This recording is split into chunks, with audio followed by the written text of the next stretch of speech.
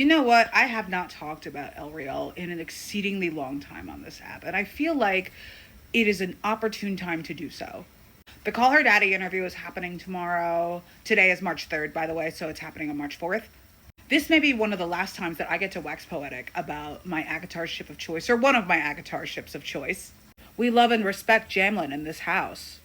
But when it comes to like serious, non-crack ships, this is my ship of choice. And considering that Call Her Daddy, we might find out tomorrow who wins the ship war, this might be one of the last times that I get to talk about ELRIEL with the uncertainty of not knowing who this book is going to be about.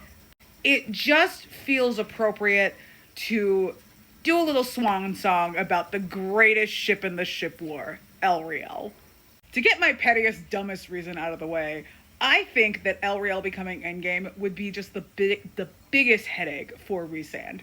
Very few things would give me greater joy than seeing ELRIEL become canon and seeing Rhysand absolutely freak the fuck out over it. I want to see him eventually come around to the greatest ship in the ACOTAR fandom, but I want to see him like go through the 5 stages of, oh shit, my plan to manipulate Lucian didn't work. I want this for him. I need this for him. Let ELRIEL happen for him, for me.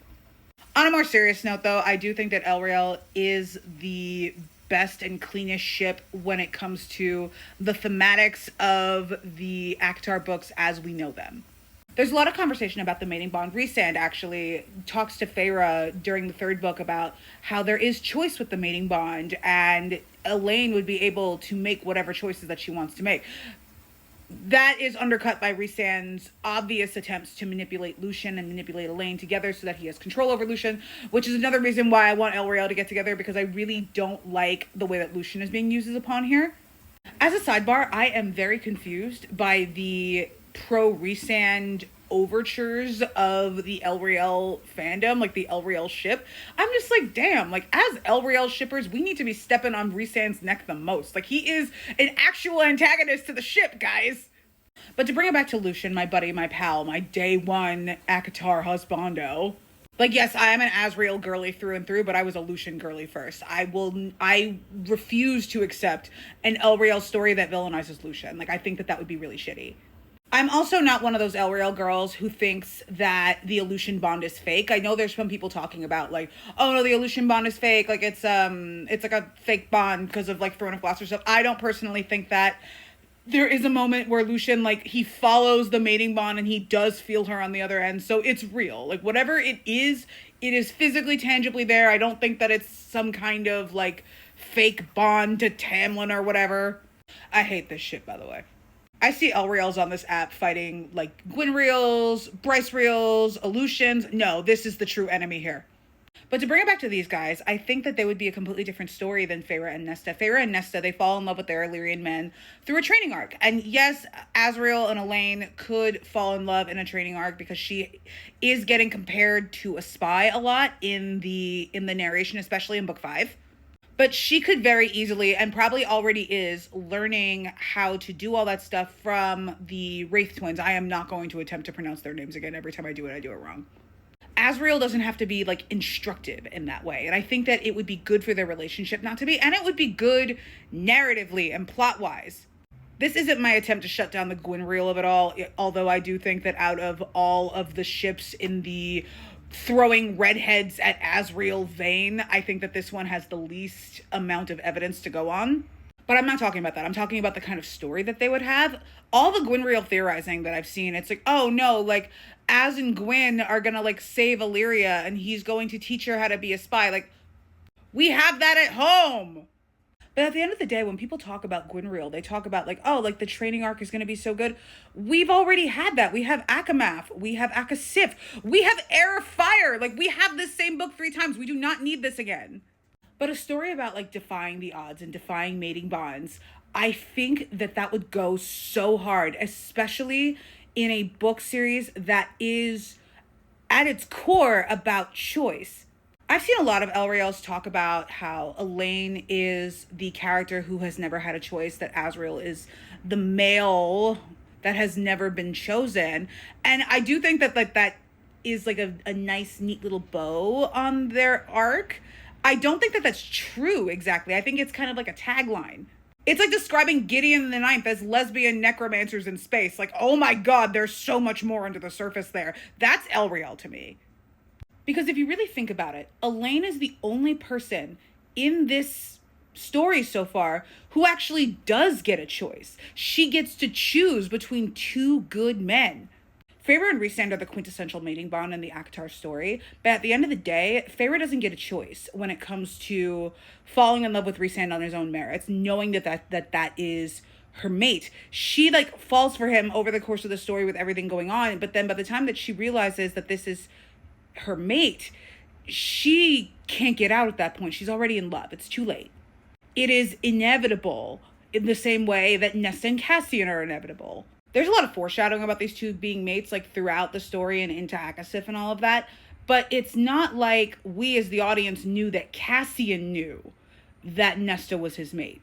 Because I loved Nessian until I found that out, and they weren't just two flawed, screwed up people trying to find their way to each other and fucking up and coming back together and all of that. It wasn't like that. Cassian knew that Nesta was his mate the whole time, and it colors everything that he does. And even then, you knew that that's your mate and you act like that towards her? Like, fuck you. This is not a Cassian slander post. This is supposed to be the joy of ELRIEL. We gotta get back to ELRIEL. Ah, yes, good. We're back to my favorite Archeron sister and the only Illyrian male who is worth something. Cauldron bless. But yes, we know who Elaine's mate is, so she actually does get a choice here. Asriel and Lucien is a different choice than Rhysand and Tamlin, or to a lesser extent, Cassian and Eris. There is, in the Feyre and Nesta triangles, or not so much triangle in Nesta's case, but in both of those cases, there's a clear good choice and a clear bad choice. There is your mate and the guy that you've been spending the whole book with, and that guy who's like kind of mean. These three wouldn't be like that. These are two good men and a good woman who needs to make a choice between them. If she chooses Lucien, she loses something. If she chooses Asriel, she loses something. That's way more compelling to me than any kind of story where the mating bond is inevitable. When the ACOTAR story, when it comes to the main couples, there is a level of, oh no, like I love you, I choose you, and the mating bond is kind of like not that important in the grand scheme of things. In this, the mating bond would be the driving force here, and I feel like that's not fair to Elaine or to Lucien.